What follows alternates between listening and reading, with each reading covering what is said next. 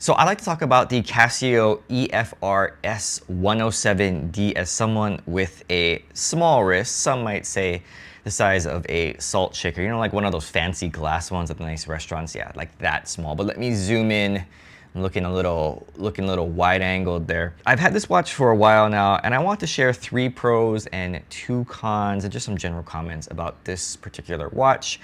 As a reference, I have a 6¼ inch or 16 centimeter wrist circumference and a wrist table distance from here to here of about 2 inches. But first, let's talk about the boring stuff. So from 12 to 6, I got 40.5 millimeters.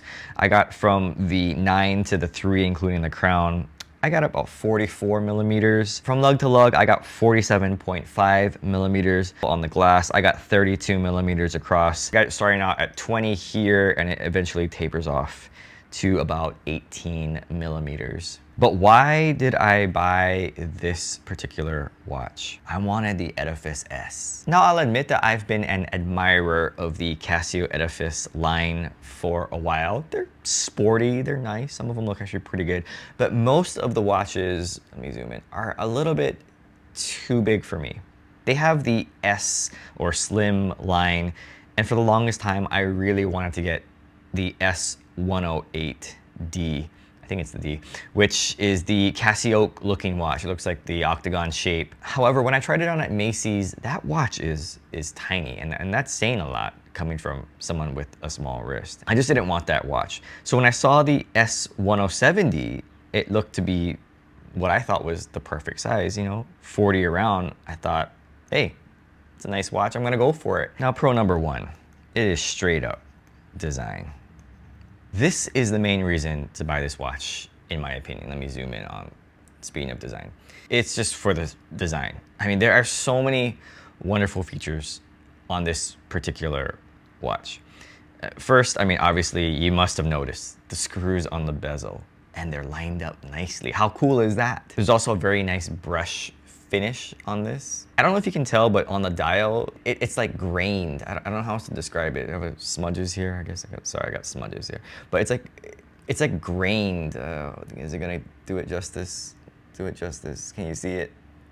It's like grained. I don't know how else to describe it. It almost looks like a wood grain almost. The indices are really nice and sharp, and I like the fine detail of having that teal accent on some of the indices. The watch hands are very slim and pointy, sword-like, I guess you could say. And of course, the second hand is like that nice, it's a nice like teal color that matches that little sapphire writing. I mean, I love that they have a date window. I really appreciate watches having a date window. It just helps me out. And it's just so important, it's functional.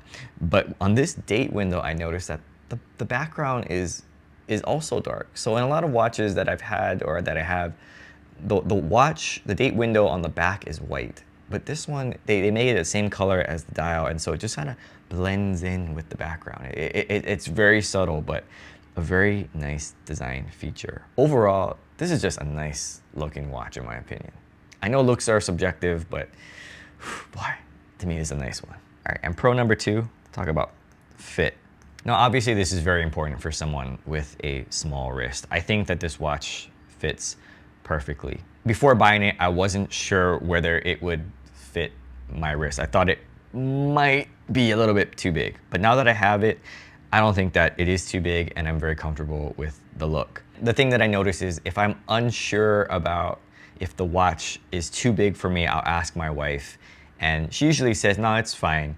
But then I already know there's that doubt in my mind. When it came to this watch though, I never had to ask my wife, is this watch too big? I just looked at it and I'm like, oh, it looks good. And pro number 3, it's the features.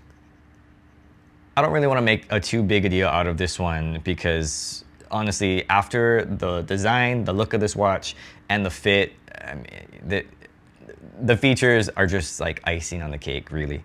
It has a nice sapphire crystal on this, 100 meters of water resistant. Yeah, there's not much more that they could do to make this watch perfect. Oh, but there is, just joking. Let's talk about the cons. Con number 1, it's the bracelet. Okay, taking off the watch here. The bracelet feels cheap and it rattles a lot. When you're wearing the watch, you don't really notice that kind of stuff. Honestly, it's fine. It's especially if it's fitted well. But when you take off the watch and you handle the watch, it feels real cheap, and I don't really like this little rattly thing. Also, because I had a small wrist, I basically had to unlink all the links. So I basically have one down arrow link on this side and one on this side, micro adjustment here. Just a heads up if you got a small wrist. It's a little frustrating. I'm not a pro at adjusting my own watches, at sizing them. I did cut my finger when I was trying to do that a while ago. But again, once you put the watch on, not a big deal. It doesn't feel cheap at all. You don't even notice. But just when you're handling the watch, you'll feel it. And con number 2, availability. Now, I couldn't find this watch in the US anymore. Maybe if you're out of the country, you might be able to get it like on Amazon or something.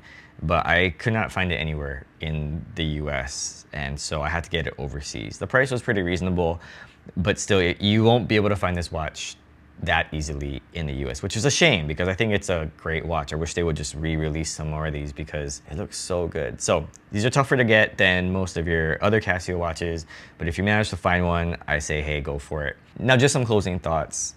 This is one of the nicest watches I think I own, especially as a Casio collector, as, you know, not high end. I mean, we're not talking about Oceanus watches yet. We're just talking about, you know, average price, maybe reasonably priced Casio watches. Out of all the watches that I own, this is probably the nicest looking watch in my opinion. I mean, there are just so many beautiful design elements that I appreciate as a emerging newcomer-ish to, you know, this watch collecting hobby. And as someone with a small wrist, there's not a lot of options, and I'm really glad that there's this as an option. Again, someone with a 6¼ inch wrist, the slim line, this one to me is the one to get over, let's say, the Octagon, the Casio, the S108. Again, especially if you're looking online only, if you can try on that watch, the S108, and you have a small wrist, I think it'll fit. But when I tried it on, I just felt like it was too small, it was too flat.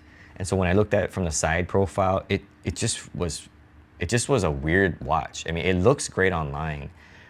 It just, when I tried it on for my wrist, I just didn't like it. It was too small and it was too flat, and it didn't curve enough. And I feel like at least this watch has some nice curve to it. That one was just like flat. So not a big fan of that one, but this one, absolutely yes. I would highly recommend this watch. It's just great. This is gonna be one of my office watches that I wear.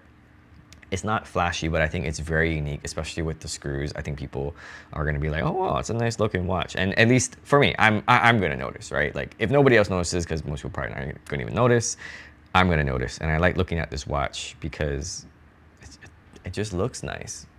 Good job to Casio. We need more of these, please. So thanks for watching.